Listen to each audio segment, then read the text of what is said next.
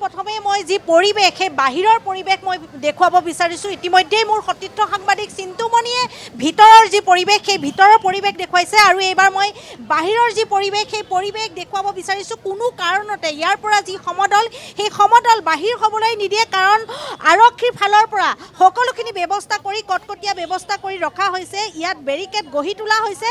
মুঠতে কোনো কাৰণতে ইয়াৰ পৰা যি সমদল উলিওৱা কথা আছিল সেই সমদল ওলোৱাৰ কাৰণে তেওঁলোকে অনুমতি প্ৰদান নকৰে। আৰু এইখিনি মুহূৰ্তত কিছু সময় পূৰ্বে ইতিমধ্যে গৌৰৱ গগৈ আহি উপস্থিত হৈছেহি। তেওঁ এটা কথা বাৰে বাৰে কৈছে যে মুখ্যমন্ত্ৰীগৰাকীয়ে কংগ্ৰেছ দলৰ যি প্ৰতিবাদ বা যি সমদল সেই সমদললৈ তেওঁ ভয় কৰে বুলি কৈছে। গতিকে সুসজ্জিত ৰূপত অসম আৰক্ষীৰ যি দল সেই দল ইতিমধ্যে সাজু হৈ আছে, কাৰণ ইয়াৰ পৰা যদি তেওঁলোকে বাহিৰ কৰে সমদল তেতিয়াহ'লে নিশ্চয়কৈ সংঘাতত লিপ্ত হ'ব। আৰু এয়া দেখিছে যে বেৰিকেড সুসজ্জিতভাৱে ৰখা হৈছে। মই ভিতৰৰ যি পৰিৱেশ সেই পৰিৱেশো দেখুৱাব বিচাৰিছোঁ। এফালে আছে কংগ্ৰেছ দলৰ যিসকল কৰ্মকৰ্তা সদস্য আৰু আনফালে অসম আৰক্ষীৰ প্ৰতিগৰাকী ইয়াত আৰক্ষীৰ লোক ইয়াত যিহেতু সমাগম হৈছে বা তেওঁলোকে সুসজ্জিত ৰূপত আছে, কোনো কাৰণতে ইয়াৰ পৰা অনুমতি নিদিয়ে। গতিকে কংগ্ৰেছৰ যিসকল কৰ্মী সেই কৰ্মীসকল ইয়াত এনেধৰণেই থকা দেখিবলৈ পোৱা গৈছে। আৰু ইতিমধ্যে মহানগৰ আৰক্ষীৰ ফালৰ পৰা যিহেতু 163 ধাৰা ন্যায় সংহিতাৰ অধীনত তেওঁলোকে ইতিমধ্যেই যিহেতু জাৰি আৰোপ কৰি থোৱা হৈছে, ইয়াত কোনো লোক সমাগম হ'ব নোৱাৰে। জনতা ভৱনৰ ওচৰতে যিহেতু এই মানৱেন্দ্ৰ শৰ্মা কমপ্লেক্স আৰু ইয়াৰ পৰা কোনো দল যাতে ওলাই যাব নোৱাৰে, সমদল ওলাব নোৱাৰে, তাৰ বাবে ব্যৱস্থা কৰা হৈছে। সকলোৱে ইতিমধ্যে কৈছে, কংগ্ৰেছৰ ফালৰ পৰা সকলোৱে কৈছে যে তেওঁলোকে ভয় কৰিছে। ভয় কৰাৰ কাৰণে আচলতে ইয়াৰ পৰা কোনো লোকক ইয়াত বাহিৰ হ'বলৈ নিদিয়ে। আৰু আমাৰ সৈতে যিসকল আছে তেখেতসকলৰ সৈতে কথা পাতিবলৈ যত্ন কৰিম, কিন্তু মই যি ইয়াত মঞ্চ আছে সেই মঞ্চত কিছু সময় তেওঁলোকে ভিতৰৰ যি অনুষ্ঠান তেওঁলোকে ইয়াত কৰিব, তাৰপিছতে ইয়াৰ পৰা বাহিৰলৈ যোৱাৰ কথা আছে। কিন্তু তেওঁলোকক যাব যে নিদিয়ে সেইটো এক প্ৰকাৰৰ ঠিক, কাৰণ কেইদিনমান পূৰ্বে দেখিছিলে যে কেনেধৰণে আৰক্ষী আৰু কংগ্ৰেছ দলৰ যিসকল লোক সেইসকলৰ মাজত সংঘাতত লিপ্ত হৈছিল। আৰু এই মুহূৰ্ততো দেখিছে যে সকলো কিন্তু সাজু হৈছে, কিন্তু তেওঁলোকক যাবলৈ নিদিয়ে। গতিকে ইয়াতে তেওঁলোকক হয়তো আৰক্ষী ফালৰ পৰা আবদ্ধ কৰি ৰখা হ'ব। গতিকে সকলো সুসজ্জিতভাৱে অসম আৰক্ষীৰ ফালৰ পৰা যি দল সেই বৃহৎ দল মোতায়েন কৰা হৈছে। বাহিৰৰ পৰিৱেশ দেখুৱাই আছোঁ, আমি ভিতৰৰ পৰিৱেশ দেখুৱাই আছোঁ। আৰু এইখিনি মুহূৰ্তত এনেধৰণেই দেখিবলৈ পাইছে যে এফালে যদি আছে কংগ্ৰেছ কৰ্মীসকল আৰু আনফালে আছে অসম আৰক্ষীৰ সুসজ্জিত দল।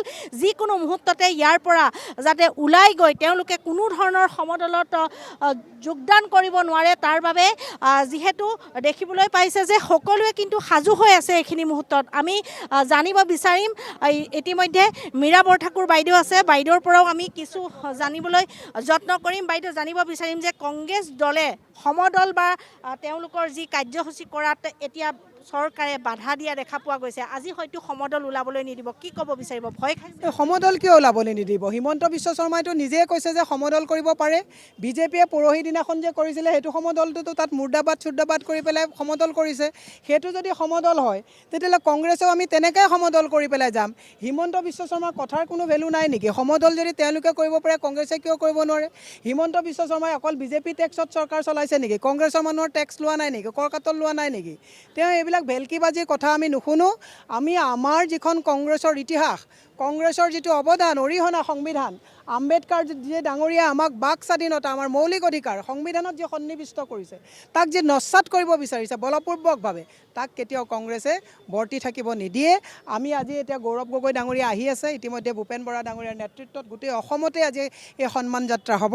গতিকে আমি অলপ সময়ৰ পিছত বাবা চাহেব আম্বেদকাৰৰ জীৱনৰ ওপৰত ইয়াত আলোচনা চক্ৰ কৰি আমি শান্তিপূৰ্ণভাৱে দেশ প্ৰেমমূলক ভক্তিমূলক গীতেৰে আমি উপায়ুক্তৰ কাৰ্যালয়লৈ যাম। পুলিচৰ বেলেগ কাম নাই নেকি? কংগ্ৰেছৰ খালি যিয়ে কৰিব, কংগ্ৰেছৰ মানুহ যদি 1000 পুলিচ 2000 যে হয়, এই চেইন যেতিয়া টানি চুৰ কৰি লৈ যায়, মহিলা যেতিয়া ওলাব নোৱাৰে, বলৎকাৰীকেইটাক ধৰিব নোৱাৰে, 2 নম্বৰী চিণ্ডিকেটৰ মানুহকেইটাক ধৰিব নোৱাৰে পুলিচৰ কাম কি? মানৱেন্দ্ৰ শৰ্মা ৰাজীৱ ভৱনৰ পিছে পিছে ঘূৰি ফুৰাটোৱে পুলিচৰ কাম নেকি? গতিকে আমি আমাৰ যিটো প্ৰতিবাদ কৰিমেই। কংগ্ৰেছে আপোনাৰ টিয়াৰ গেছ বন্দুকলৈ ভয় কৰাহেঁতেন ভাৰতে স্বাধীন কৰিব নোৱাৰিলেহেঁতেন। কংগ্ৰেছৰ ইতিহাস হিমন্ত বিশ্ব শৰ্মাই মনত ৰখা ভাল।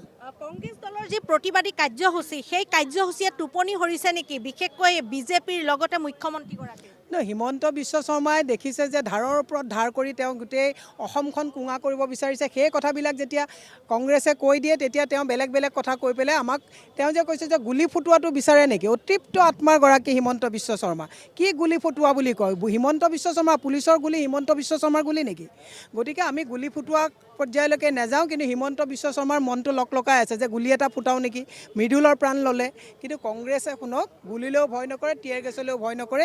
আমাৰ প্ৰতিবাদ কাৰ্যসূচী সৰ্বত্ৰে হৈছে আৰু হৈ থাকিব। মুখ্যমন্ত্ৰী বিজেপি সমদল তেওঁলোকে অনুমতি দিয়ে, কিন্তু কংগ্ৰেছৰ আজিৰ তাৰিখত তেওঁ সমদলৰ পৰাও ভয় খায়। আন্দোলন কৰাটো ভয় খায় আমি জানো, এতিয়া কংগ্ৰেছৰ সমদলৰ পৰাও ভয় খায়। তাৰে প্ৰমাণ আজি এই পুলিচৰ বন্দোবস্ত জৰিয়তে আমি দেখা পাইছোঁ। ধন্যবাদ, থেংক ইউ, ধন্যবাদ। এতিয়া তেওঁকে সোধক যে তেওঁৰ ইমান চিন্তা কিয়, তেওঁ ইমান ভয় কিয়?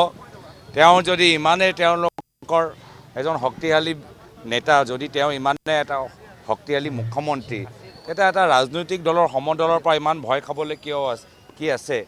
আৰু এই সমদলৰ উদ্দেশ্যটো হৈছে বাবা চাহেব আম্বেদকাৰক সন্মান জনোৱা। তো সেই সন্মান জনোৱা তেওঁলোকৰ আপত্তি কি?